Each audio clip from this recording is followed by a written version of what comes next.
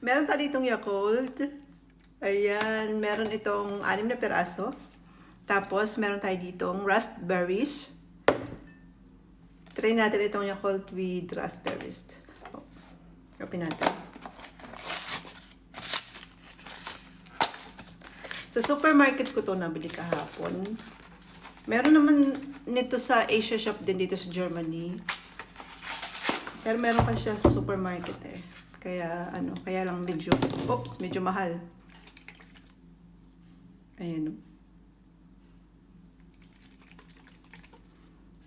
Ano pa yung pwedeng partner sa Yakult bukod sa prutas? Sabihin nyo.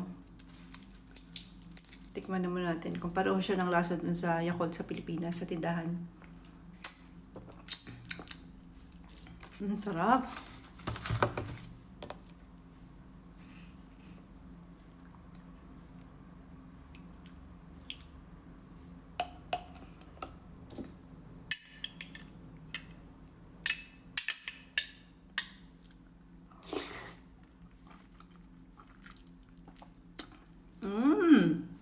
Sarap.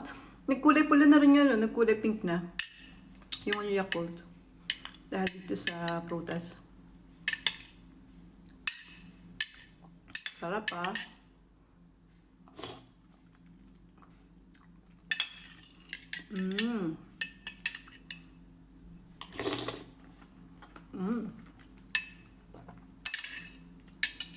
Ito yung breakfast ko.